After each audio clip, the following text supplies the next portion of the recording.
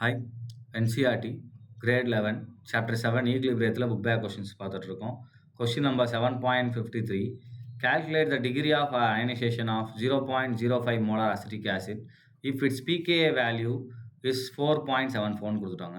How is the degree of dissociation affected when its solution also contains 0.01 molar and 0.1 molar HCl கொடுத்துருக்காங்க. So acetic ஆசிடோடைய equilibrium பார்த்தீங்கன்னா நமக்கு இப்படி தான் இருக்கும் இல்லையா? Sorry, CO minus plus H plus, right? And HCl is a strong acid. So HCl வந்து எப்படி இருக்கும் நமக்கு H plus plus Cl minus இருக்கும். ஸோ அப்போ காமனாக இருக்கக்கூடிய அயான் யார் இதுதான். ஸோ அப்போ நம்ம HCl உள்ளே போடும்போது ஆட்டோமேட்டிக்காக H plus உடைய கான்சன்ட்ரேஷன் இன்க்ரீஸ் ஆகி ஈக்லிபிரியம் இந்த பக்கம் டிசோசியேட் ஆகும், இந்த பக்கம் ஷிஃப்ட் ஆகும். அப்போ டிசோசியேஷன் குறையும். இதுதான் காமனான எஃபெக்ட்னு சொல்லுவோம். டிசோசியேஷன் குறையும். இதை தான் நம்ம இங்கே கண்டுபிடிக்க போகிறோம். அந்த A அண்ட் B நம்ம ஆட் பண்ணும்போது டிசோசியேஷன் குறையும். அதுக்கு முன்னாடி என்ன பண்ணிக்கணும், அவங்க ஃபஸ்ட்டு கேட்டதை கண்டுபிடிச்சிக்கணும். ஃபஸ்ட்டு என்ன கேட்டிருக்காங்க, PKa வேல்யூ கொடுத்துட்டாங்க. அதுலேருந்து KA வேல்யூ கண்டுபிடிக்கலாம். அப்போ PKa that is equal to 4.74. சரி, அப்போ KA தட் இஸ் ஈக்குவல் என்ன வரும், ஆன்டிலாக் ஆஃப் என்னது மைனஸ் PKa. ஸோ அப்போ நமக்கு என்ன ஆயிரும், 10 to the power of minus 4.74 எடுத்துக்கலாம். எடுத்தோன்னா கிடைக்கும் நமக்கு KA வேல்யூ கிடைக்கும். அப்போ KA that is equal to 1.82 into 10 to the power of minus 5. KA கண்டுபிடிச்சாச்சு. ஸோ இப்போ இதுலேருந்து நம்ம என்ன கண்டுபிடிச்சலாம்னா, first degree of ionisation alpha கேட்டிருக்காங்க, டிகிரி ஆஃப் டிசோசியேஷன் கேட்டிருக்காங்க. அப்போ இதை முதல்ல கண்டுபிடிச்சிக்கலாம். இப்போ degree of dissociation alpha that is equal to root of KA divided by C. அப்போ root of 1.82 into 10 to the power of minus 5 divided by concentration 0.05 molar கொடுத்துருக்காங்க. So அப்போ ஆல்ஃபா நமக்கு என்ன கிடைக்குது அப்படின்னா, இங்கே 1.9 into 10 to the power of minus 2. இதுதான் ஆல்ஃபாப்பா. இப்போ நான் அதில் வந்து 0.01 மோலார் சொல்யூஷன் ஆட் பண்ணுறேன். ஸோ 0.01 மோலார் HCl நான் ஆட் பண்ணுறேன். அப்போ எனக்கு இதோடைய கான்சன்ட்ரேஷன், இதுக்கு நம்ம KA எழுதணும்னா எப்படி எழுதணும்னா, டேபிள் ஃபார்ம் பண்ணணும்.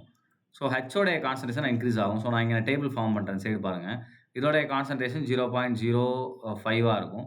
அதுக்கப்புறம் 0.05 மைனஸ் ஆல்ஃபான்னு இருக்கும். அண்ட் இங்கே நமக்கு என்ன ஆயிரும்னா ஆல்ஃபா, இங்கேயும் ஆல்ஃபா தான். பட் இங்கே என்ன இருக்குன்னா, நமக்கு இப்போ 0.01 மோலார் HCl போகிறதுனால 0.01 ப்ளஸ் ஆல்ஃபான்னு இருக்கும், ரைட்டா? அண்ட் கான்சன்ட்ரேஷன் வரும்போது சின்னு நமக்கு வரப்போகுது எல்லாத்துலேயுமே, ரைட்டா?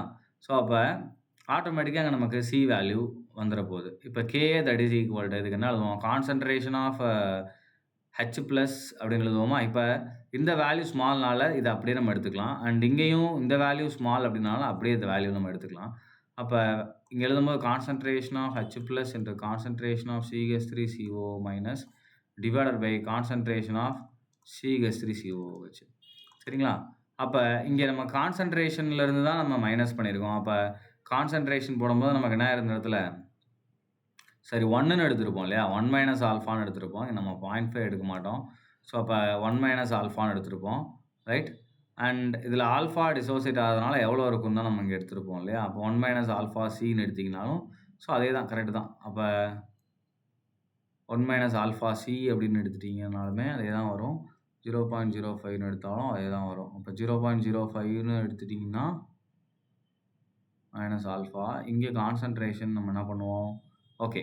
ஸோ அப்போ என்ன பண்ணிக்கலாம், நம்ம இப்போ இதோடைய கான்சன்ட்ரேஷன் நான் இங்கே 1 மைனஸ் ஆல்ஃபான்னு எடுத்துக்கிறேன். 1 மைனஸ் ஆல்ஃபா இன்ட்டு சி நான் எடுக்கலாம்.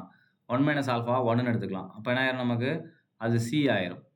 அப்போ H ப்ளஸ் பாருங்கள் என்ன இருக்குது நமக்கு 0.01, ரைட்டா, இன்ட்டு CH3CO மைனஸ் என்ன இருக்குது பாருங்கள் நமக்கு X, அதாவது ஆல்ஃபாவோட வேல்யூ XCன்னு இருக்கும், ரைட்டா. இங்கே என்ன இருக்குன்னா 0.01 இன்ட்டு சின்னு இருக்கும். அப்போ C ஸ்கொயர் டிவைடட் பை கீழே என்ன வரும் நமக்கு 0.05. அப்போ சின்றது இங்கே கான்சன்ட்ரேஷன் தான். அப்போ கான்சன்ட்ரேஷன் 0.05 தான், ரைட்டா. அப்போ இங்கே என்ன ஆயிரும்னா நமக்கு இன்ட்டு 0.05 ஸ்கொயரு. ஸோ இதுவும் கேன்சல் ஆயிரும். அப்போ என்ன ஆயிரும் பாருங்கள், ரெண்டையும் மல்டிப்ளை பண்ணிங்க அப்படின்னாலுமே 2 4 டிஜிட்டு. ஸோ அப்போ 5 into 10 to the power of minus 4 into எக்ஸ்ன்னு இருக்கும் KA. அப்போ X that is equal to நம்ம என்ன பண்ணலாம், KAவோட value 1.9 into 10 to the power of minus 2 divided by நமக்கு என்ன வந்துடும் 5 into 10 to the power of minus 4 அப்படின்னு வரும், சரிங்களா? இப்போ நம்ம இதை டிவைட் பண்ணி கொடுத்தோம் அப்படின்னா நமக்கு என்ன ஆன்சர் வருது அப்படின்னு பாருங்கள்.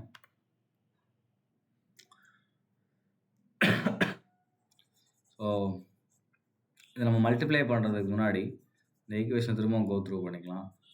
கவனிங்க, நம்ம இந்த கான்சன்ட்ரேஷன் 1 மைனஸ்க்கு பதிலா அப்படியே 0.5ன்னு எடுத்துக்கலாம். அது திரும்பவும் அகைன் 0.05ன்னு எடுத்துக்கலாம். அப்போ இங்கே ஆல்ஃபா, இங்கே ஆல்ஃபா. ஸோ நான் ஆல்ஃபா நான் எக்ஸ்ன்னு எடுத்துக்கிட்டேன்னா எக்ஸ்.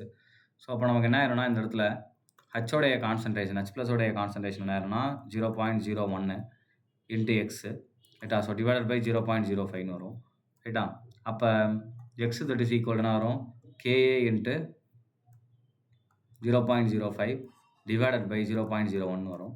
ஸோ அப்போ இங்கே எனக்கு எக்ஸோட வேல்யூ என்ன வரும் அப்படின்னா 9.1 into 10 to the power of -5 வரும். சரியா. இதே மாதிரி இப்போ நான் 0.1 மோலார் போட்டேன் அப்படின்னா சேம் இதே பேட்டர்னில் எக்ஸ் கண்டுபிடிக்கும் 9.1 into 10 to the power of -6ன்னு வரும் ரைட்டுங்களா. ஸோ -6 அப்படின்றது தான் நமக்கு இங்கே வரக்கூடிய ஆன்சர். சரியா, ரைட். ஸோ ரெண்டுமே நம்ம கண்டுபிடிச்சாச்சு. தேங்க்யூ.